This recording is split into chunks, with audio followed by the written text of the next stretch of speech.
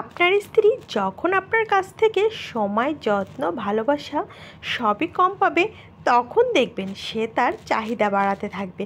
So hello everyone, কেমন আছেন সবাই? ওয়েলকাম করছি সাঞ্জু টুকিটাকি থেকে, আমি সানজিদা। আসসালামু আলাইকুম। নতুন আরেকটা ভিডিওতে সবাইকে অনেক অনেক শুভেচ্ছা রইল।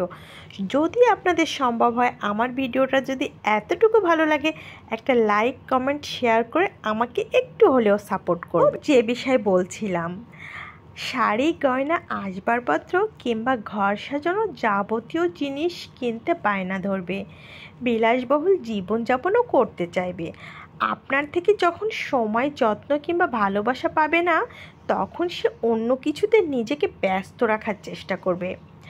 আবার অন্যদিকে আপনার স্বামী যখন আপনার কাছ থেকে মানসিক কিংবা শারীরিক সাপোর্ট পাবে না, তখন তার মেজাজ কিন্তু খিটমিটে থাকবে। আপনার সাথে কারণে অকারণে ঝগড়া করবে, সব কাজেই ভুল ধরার চেষ্টা করবে। স্ত্রী যদি মানসিক কিংবা শারীরিক সাপোর্টে পূরণে অক্ষম হয়, তবে সে পুরুষ কখনোই সফলতার মুখ দেখতে পারে না। সে থাকবে কেবলই হতাশাগ্রস্ত। সত্যি বলতে কি, পুরুষ মানুষ সব সহ্য করতে পারে, শুধু তার শারীরিক কিংবা মানসিক চাহিদা অপূর্ণতা সহ্য করতে পারে না। আপনি আপনার স্বামীর সাথে যত শারীরিক দূরত্ব বজায় রাখবেন, আপনাদের মাঝে তত দূরত্ব বেড়ে যাবে। জানেন তো, মানুষ তার সঙ্গীর অবহেলা পেলে মনে জেদ, তেজ আর রাগ পুষতে থাকে, যা একসময় অনেক বড় ধরনের ক্ষতির কারণ হয়ে দাঁড়ায়। সংসারের তৃতীয় পক্ষের আগমন পর্যন্ত ঘটে যেতে পারে, সম্পর্ক বিচ্ছেদের রূপ নেয়। আর তখন পাশাপাশি এক বিছানায় থেকে শুধু নামে মাত্র সংসারের দায়িত্ব পালন করে গেলেও মনের দূরত্বটা আজীবন থেকে যায়। সংসারে স্বামী স্ত্রী থাকবে একে অপরের পরিপূরক হিসাবে। পরস্পরকে দোষ না খুঁজে বরং পরস্পরের যেটা প্রয়োজন তা পরস্পর মিলেই মিটিয়ে নিন।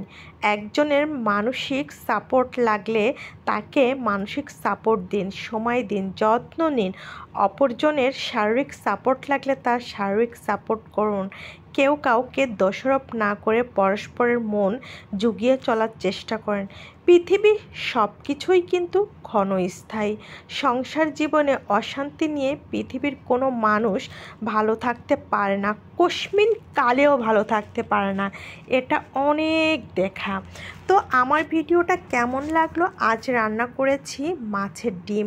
এটা ছিল বোয়াল মাছের ডিম, অনেক বেশি টেস্টি মাছের ডিমটা। আর মাছের ডিমটা আমাদের বাসায় সবাই, ছোট বড় কম বেশি সবাই পছন্দ করে। এভাবে রান্না করলে অনেক মজা লাগে। আমার ভিডিওর সাথে আমি যে গল্পগুলো অ্যাড করে থাকি, এই গল্পের সাথে আমার বাস্তব জীবনের কোনো মিল নাই। এই গল্পগুলো কেউ না কেউ আমাকে পাঠিয়ে থাকে, কিংবা আমি কোনো মাধ্যমে সংগ্রহ করে এই গল্পগুলো আপনাদের সাথে শেয়ার করে থাকি। এরকম গল্প শুনতে যদি আপনাদের ভালো লাগে, অবশ্যই কমেন্টসের মাধ্যমে জানাবেন। আসসালামু আলাইকুম। ভিডিওটা দেখার জন্য ধন্যবাদ।